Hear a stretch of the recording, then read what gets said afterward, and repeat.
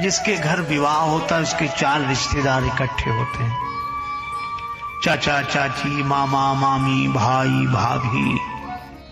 आपके यहां कोई आया नहीं? शंकर जी बोले कोई है ही नहीं जो आवे, है ही नहीं। तो आपका किसी से नाता नहीं है, रिश्तेदारी नहीं है? शंकर जी बोले नहीं, रिश्तेदारी तो है। किससे है? चाचा से, चाची से, मामा मामी भाई। ये है ही नहीं जो इनसे हो रिश्तेदारी। अच्छा, जो होगा उसी से तो रिश्तेदारी होगी। हाँ, ये तो बात है। तो है ही एक का कौन? नाता एक राम जी से, दूजा नाता तोड़ दे।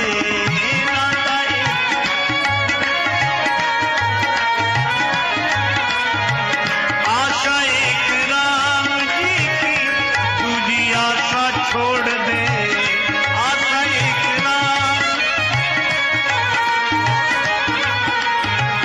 धन्यवाद निर्विवाद, धन्यवाद निर्विवाद, राम राम कहिए, जाहि विधि राखे राम, ताहि विधि रहे।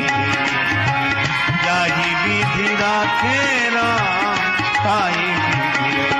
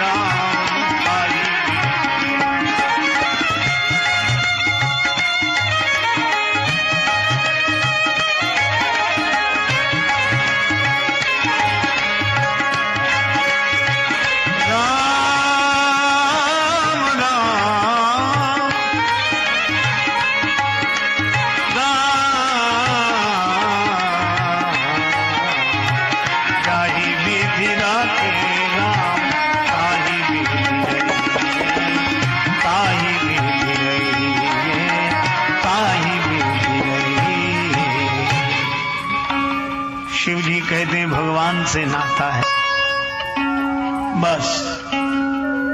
अरे तो एक काम करो ना, भगवान तो लक्ष्मीपति है, नारायण, हाँ, उनसे कुछ मांग लो। ज्यादा नहीं, एक सोने का मुकुट मांग लो, सिर पे रख। दूल्हे के सिर पे कम से कम मुकुट तो हो, बाकी तो नीचे किसी तरह कुछ ना कुछ उड़ाकर काम चला लेंगे, पर दूल्हे के सिर पे मुकुट तो चमके दूर से। शंकर जी बोले ये भगवान से मुकुट क्या मांगना, भगवान से तो भक्ति मांगे। बार बार बर मांगो हरसि देहु श्री रंग, पद सरोज अनपायनी भगति सदा सत्संग। तो ये मुकुट क्यों नहीं मांगते? शंकर जी बोले ये सोने का मुकुट सिर पे रखना ठीक नहीं है। क्यों? शिव जी बोले हमारा सोच तो ऐसा कि जी मुकुट जिसके सिर पर आता है उसके मन में अभिमान पैदा होता है, और जिसे मिल नहीं पाता उसके मन में ईर्ष्या। इन्हें मिल गया हमें नहीं मिला, इन्हें मिल गया हमें नहीं मिला, और जिसको मिलता है वो कहता हमें मिला। उन्हें ऐसा मुकुट क्या सिर पे रखना जो अपने मन में अभिमान पैदा करे, दूसरे के मन में ईर्ष्या। फिर बोले हम ऐसा मुकुट रखेंगे कि किसी को ईर्ष्या ना हो। कौन सा मुकुट रखोगे? जटा मुकुट, जटाओं का मुकुट, बाल बढ़ाकर जटा बना के बांध लिया, मुकुट हो गया। ये क्यों? शंकर जी बोले अपने को अभिमान नहीं, किसी को ईर्ष्या नहीं। जिसे ईर्ष्या हो तो अपनी बढ़ा ले, क्या हर जाए।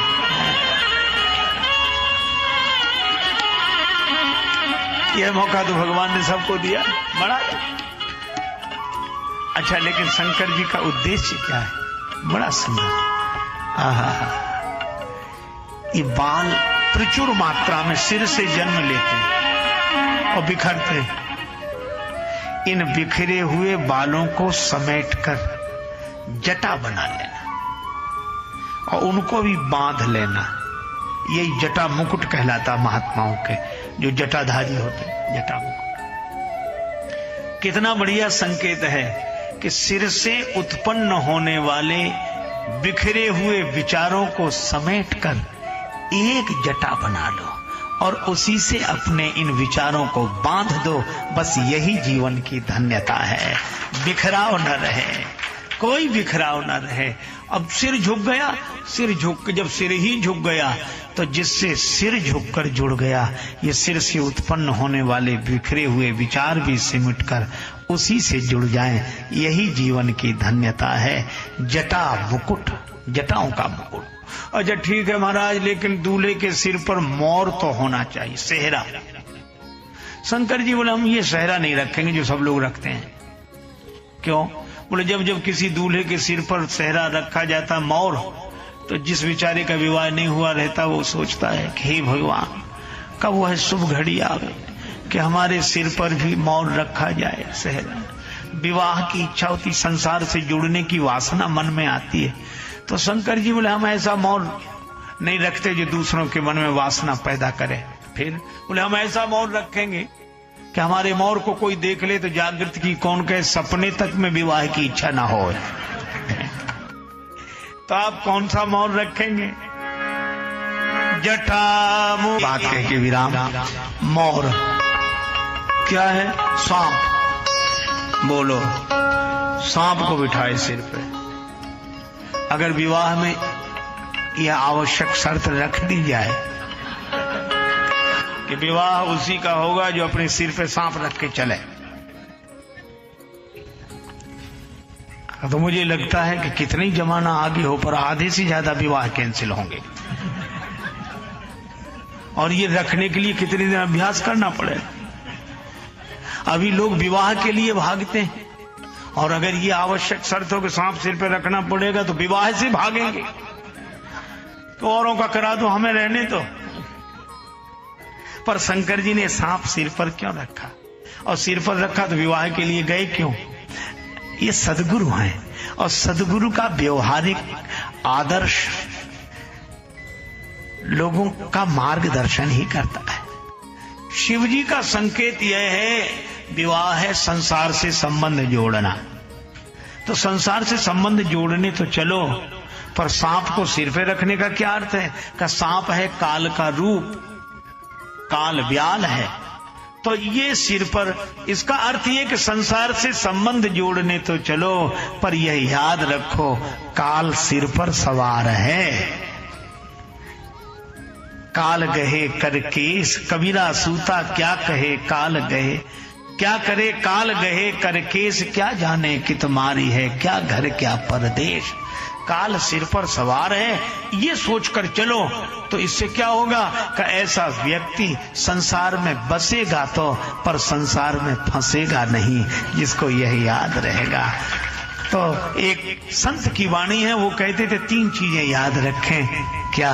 आत्मा की अमरता, शरीर की नश्वरता और ईश्वर की महानता। ये 3 चीजें याद बनी रहें। और शंकर जी इन तीनों का मार्गदर्शन अपने व्यवहारिक आदर्श के द्वारा और उदात्त चरित्र के द्वारा करते हैं। तो जिसके आचरण उच्चारण की एकता हो, ऐसा समत्व के भाव में स्थित परमात्म स्वरूप सद्गुरु, उनके एक वचन से कल्याण हो सकता है। एक व्यक्ति अपनी ससुराल गया, गांव का रहने वाला था। पत्नी शिक्षित मिल गई, ससुराल पहुंच गया बिना सूचना के। उसकी देवी ने बड़ी प्रशंसा कर रखी थी कि बड़े सुयोग हैं, बहुत समझदार हैं। तो उसकी सहेलियां इकट्ठी हो गई, वो भोजन के लिए बैठे। पत्नी मनी मन डर रही थी कि इतनी इनकी बात बनाई है, पर ये कैसे हैं सो तो मैं जानती ही हूं। चलो, तो गांव की परंपरा, वो भोजन बनाने बैठी चूल्हे पर, और उसने सामने उनको बिठाया भोजन करें। अब उसकी सहेलियां परोस रही थी भोजन बार बार। पूरी साग थाली में आया हुआ ऐसा विचित्र आदमी एक पूरी उठा गया। सोच रहा था छोटी सी पूरी है, इसके टुकड़े करना ग्रास करना तो बेकार है, पूरी ही ग्रास है। वो एक पूरी में साग रखे और एक। अब उस देवी को बड़ा संकोच लगा, बड़ी लाज लगी, किसने नाक कटवा दे। और सहेलियां मुस्कुरा मुस्कुरा कर कहे जैसा आपने कहा था वैसे ही हैं, बड़े समझदार हैं बहुत। तो महिला बड़ी विवेकवती थी, उसने सोचा कि बात किसी तरह बन जाए। तो वो तो पूरी खाए जा रहे हैं, अब उसको था कि हमारी तरफ देखे तो हम इशारा करें। तो जैसे उसने उधर देखा तो उसने भोजन बनाते बनाते इशारा किया, उंगली द्वय उठाई गंवारपन पति को देख, कि एक एक पूरी के ग्रास दुई करे जा। दो उंगली उठाई कि कम से कम एक पूरी के दो टुकड़े तो करो, इतनी छोटी भी नहीं है कि तुम दो टुकड़े ही ना करो।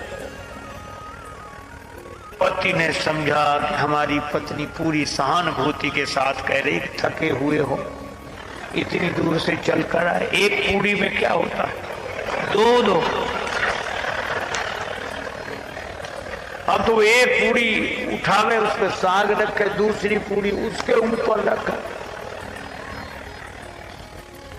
द्वे द्वे को चावे लाग्यो मूढ़ जब एक साथ। तो पत्नी ने अपना माथा पीट लिया। समझाने वाले तभी माथा पीटते हैं कि समझने वाला उल्टा ही समझे। तो माथ ठोक त्रिया कहे लाज सो डरे जा।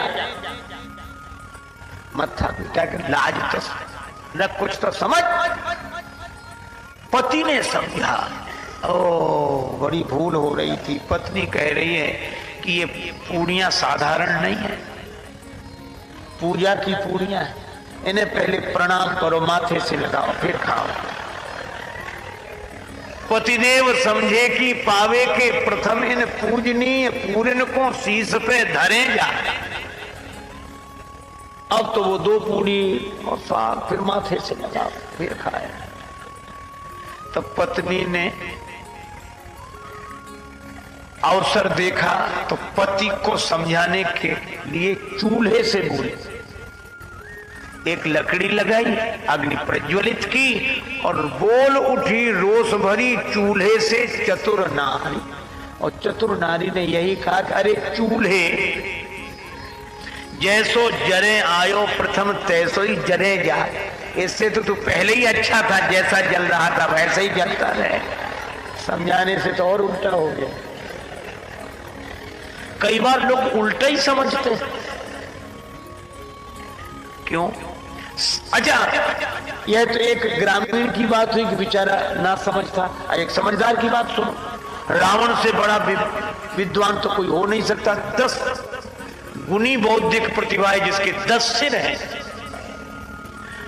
उसको उसकी सहधर्मणी मंदोदरी समझाई। मंदोदरी ने कहा कि श्री राम को साधारण मत समझो, वे विराट ब्रह्म है। पद पाताल शीस अज धामा, जिनके चरण पाताल हैं, सिर ब्रह्मलोक है, वे विराट हैं। और राम जी की महिमा गाई। मंदोदरी ने समझाई तो रावण मुस्कुराने लगा। तो मंदोदरी खुश हुई कि चलो समझ आए। श्रोता अगर प्रसन्न हो जाए तो लगता है कि हमारी बात समझ गए। रावण बहुत मुस्कुराए, बहुत खुश हो। तो मंदोदरी भी समझाती गई। अंत में कहा कि अब तो समझ गए आप, ऐसा लगता है। रावण ने कहा हम नहीं समझे, हम जैसा विद्वान नहीं समझेगा तो और कौन समझेगा। तो क्या समझे आप? रावण बोला तुम्हारी बात बड़ी गूढ़ है, गूढ़ तब तो बत कही गूढ़ मृग लोचन। मंदोदरी ने कहा कि चलो महत्व समझाई। तो गूढ़ रहस्य क्या समझे आप? रावण बोला, मैं यह समझा कि हे देवी, तूने नाम तो राम का लिया है और महिमा हमारी गाई है, ये समझ। नाम राम जी का लिया, जाने प्रिया तोड़ी चतुराई और यही मिस बरने मम प्रभुताई।